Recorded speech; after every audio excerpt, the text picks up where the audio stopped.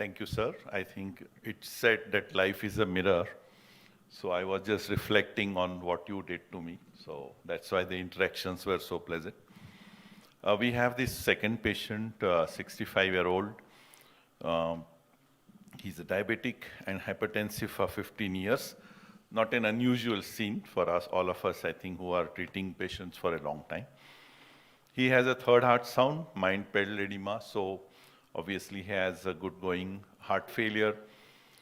Evaluated on 2D echo, found to have an ejection fraction of 35%. So we are dealing with a HEF-REF, heart failure with reduced ejection fraction. And he is already on sacubitril valsartan, obviously, has seen somebody, and as a first drug, nowadays it is Ernie, the sacubitril valsartan combination. Indapamide, in this case, is not such a good choice as a diuretic for heart failure, but for hypertension, it works very well. So that's why probably he's on indapamide. His height, weight is mentioned here. He's on saxagliptin, metformin, gliclazide. And for all that we know, his HbA1c is 7.4, not the best, and eGFR is 70. Basically, 70 means it allows us to use many heart failure medicines with confidence. As the eGFR drops below 30, suddenly you have restrictions of A, B, C. Ernie cannot be used, spironolactone cannot be used, maybe SGLT2 can be used. And of course, it goes below frank CKDs, then we are left with only isosorbate dinitride hydralazine combination, because then you can't use these drugs which I mentioned just now. So the obvious questions are what to do with the appropriate, what would be the appropriate changes? What is the evidence of SGLT2 in an established heart failure? What about saxagliptin, which I am not going to answer, sir, he's going to answer that. How does SGLT2 improve the heart failure? And should the other drugs like sacubitril valsartan to be stopped or not? So we'll go this one by one.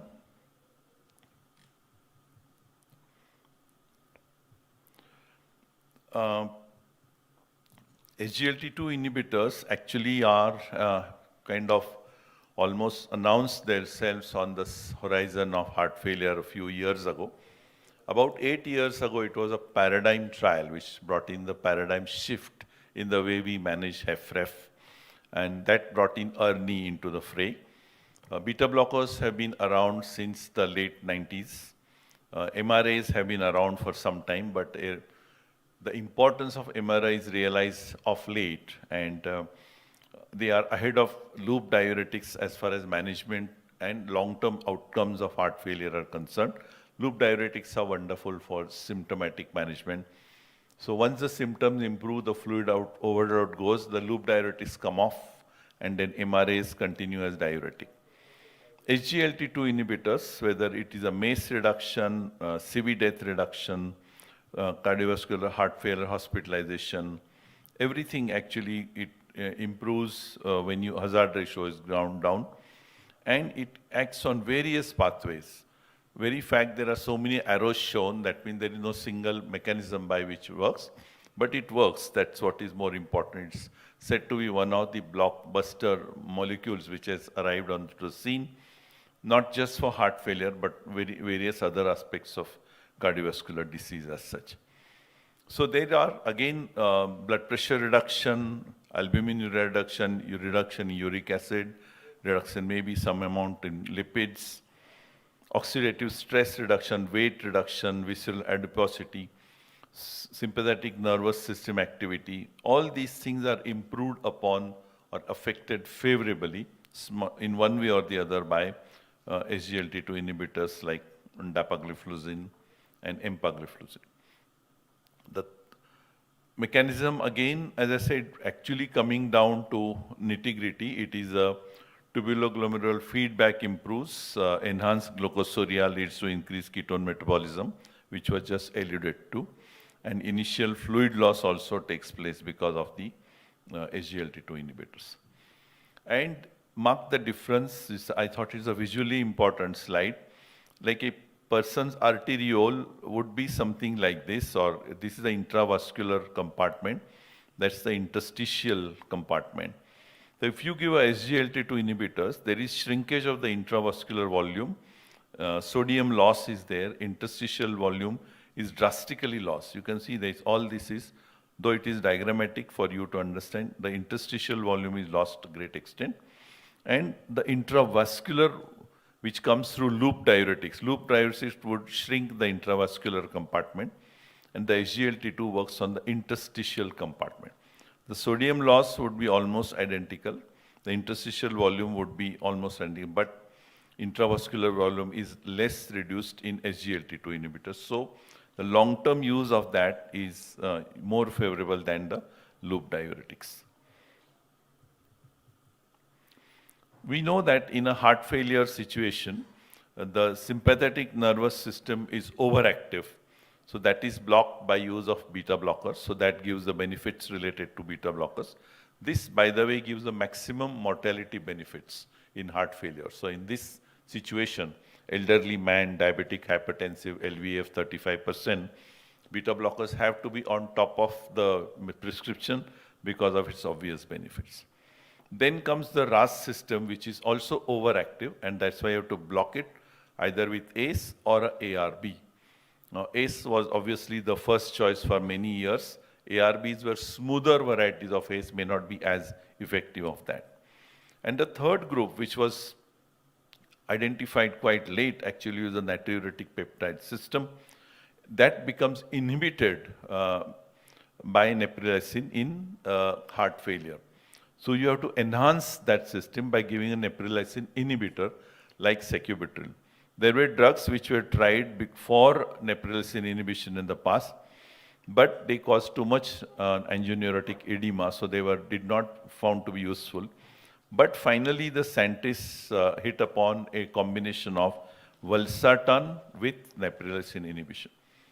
With this, what happens is if you use an ACE inhibitor with sacubitril, there will be too much angioneurotic edema. So that combination was not used.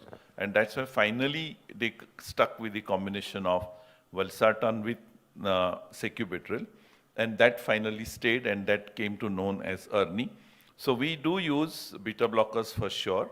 We use a combination of neprilysin inhibitor and ARB, which will be a sacubitril, valsartan, or ERNI. There is one more system and a new drug on the horizon, but this being a different podium, I'll just not mention that as very sigvat.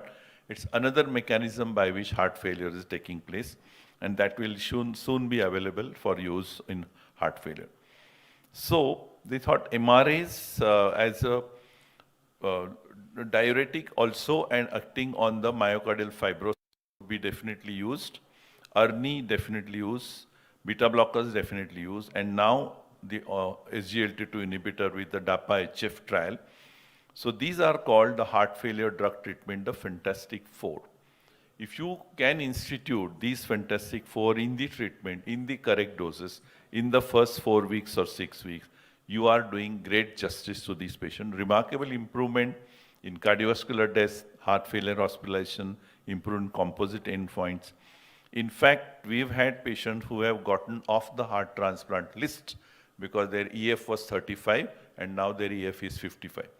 And this kind of remarkable results are possible nowadays, and heart failure management has become a very rewarding management.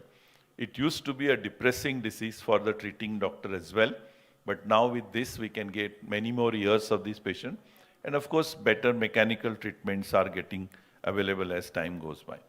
Along with the Fantastic Four, you would be the intravenous iron in the form of ferric carboxymaltose, then you have hydralazine isosorbate dinitrate, mechanical therapies, anticoagulants, supportive management, and of course finally going on to the very sigvat and heart transplant and other things if required. So the DAPA-HF trial actually, which was the cornerstone in this management, it was almost a momentous history in the war against heart failure, because you can see the primary endpoint, first hospitalization, heart failure, and CV death, everything improves. The red and the blue bar indicates to you that it is working very well and preventing all these complications.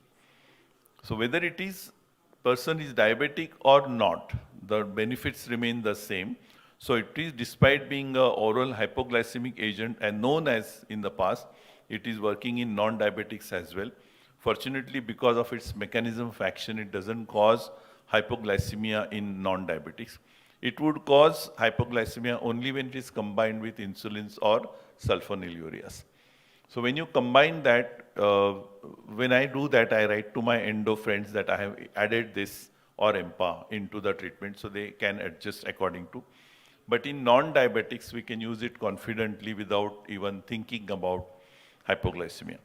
The other side effects that you mentioned too about the urinary side effects and balanoposthitis and vulvitis, they do occur, and we have to warn the patient before, and a little indication of hygiene and other aspects of treatment, probably we can prevent those complications rather than treating them after they happen. So in the foundational therapy, we have ARNI here, then you have MRAs, you have beta blockers, and now the SGLT2 added to this. So if you look at the 1 year outpatient mortality with combinations of the foundational medical therapy, if you have only untreated patient, the red bar, he does the worst, and the green bar is where all 4 agents are available or instituted in the correct doses and the patient is tolerating them well, then that has the best outcome. In other things like maybe vericiguat or maybe IV iron, maybe isosadbandam, if it can be added, it can have additional benefit. So there is no doubt that we have to introduce SGLT2 inhibitors in this HFrEF patients which we are discussing. Despite these guidelines, only 1/3 of patients are on target doses. Maybe lack of awareness, maybe lack of conviction, maybe lack of, shall we say, astuteness of a clinician, but we must be, should be thinking of this, that unless we do that, we are not doing justice to these individuals. Nowadays, rather than going through the traditional sequencing of a beta blocker and of a diuretic, of an ARNI, and finally SGLT2, you can reverse the or modify the sequence. Suppose the patient is sitting on a blood pressure of 90 and 100. You have given a MRA, you are hardly given any beta blocker with a maybe a ivabradine for rate control. And then addition of ARNI becomes very tough in such situations. So here you can change the sequence, add the SGLT to the initial prescription, so the patient can go home from your OPD or from the hospital with a prescription of maybe just a beta blocker and a SGLT2 inhibitor. After 2 weeks, when things improve and the blood pressure settles down, you can add the others. So you don't have to be very fastidious about the sequence nowadays. You institute these all foundational 4 in the correct doses, maybe to smaller doses to start with, but introduce all 4, titrate them upwards so that finally at the end of 4 to 6 weeks, the patient is on the best possible doses. The possibility of hypotension is overcome by this, because if you improve the heart failure, the blood pressure also improves. So by improvement in the heart failure will improve by introduction of all 4, called as the fantastic 4. And now the heart failure from prevention to treatment, if you think of, suppose on this side you have a diabetic individual, and finally he is going to lead into an end-stage heart failure because of IHD, myocardial fibrosis, hypertension, amyloidosis, or whichever way. There is a window of opportunity for treatment. You have to think of prevention of ASCVD, you have to think of even prevention of heart failures, even HFpEF, and even CKD. All this can be treated with the SGLT2 at all aspects, whether a diabetic with a high-risk individual would be going on to the canagliflozin, or it could be going on to empagliflozin. There is a dapagliflozin trial as well. When it comes to HFrEF, it is more towards DAPA. When it comes to HFpEF, it is more towards EMPA. And there are other SGLT2 inhibitors which are also available and can be used very effectively. So along the entire spectrum, SGLT2 inhibitor is going to help your way. So in olden classic Hindi movie called Pyasa, there used to be a song on Champi, and he would say that sab lafdon ki ek dawa hai kyun na ajmaye. He was talking about Champi, but SGLT2 inhibitors have become like this for heart failure. all aspects, starting from preventing to end stage. You can use them and use them very effectively.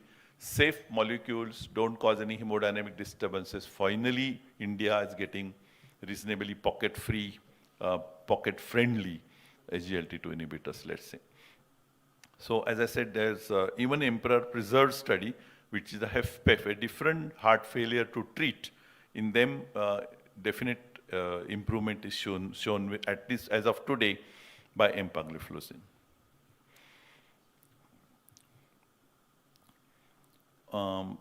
So in 2019, ESC guidelines for diabetes, pre-diabetes and cardiovascular disease, type 2 drives a drug-naive patient. If the ASCVD risk is very high, you can straight away shift to SGLT2 inhibitor. And if the risk is not very high, you can stick to the traditional metformin monotherapy. Type 2 diabetes, on metformin already very high risk, add SGLT2 inhibitor. And if they're not high risk, then continue on metformin monotherapy is how we can think of, and broad distinctions based on logic and also based on statistics. The 2022 AHA-ACC, American College of Cardiology guidelines recommend the SGLT2 inhibitor 1A for in patients with symptomatic chronic HFrEF.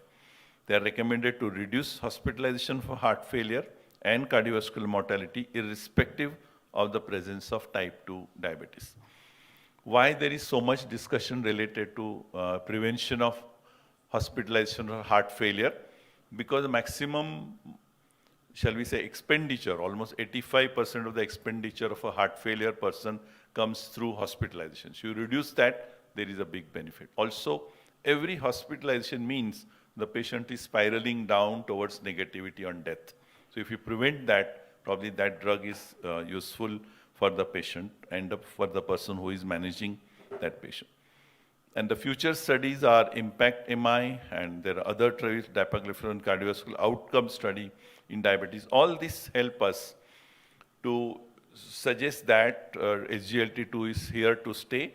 And in our patient, what would we do is what I should think of now. Sir, are you going to cover all this later? How? So in this patient of ours, definitely he would be on a beta blocker. I will change that indapamide to an MRA with a loop diuretic maybe initially. I would introduce 10 milligrams of dapagliflozin because in heart failure, there is no titration of SGLT, simple. Whatever is the patient, start with 10, stick to 10. So that is easy also, no titration is required. He's already on ARNI. So at the end of 2 weeks or 2 months from the starting of treatment, my patient would be on 25 milligrams of spironolactone, 200 milligrams twice a day of ARNI, 10 milligrams of dapagliflozin, and the best tolerated dose of beta blockers with or without ivabradine. If I do that, I'm confident if the patient doesn't have terrible coronary artery disease, LV is going to improve. I shall stop here.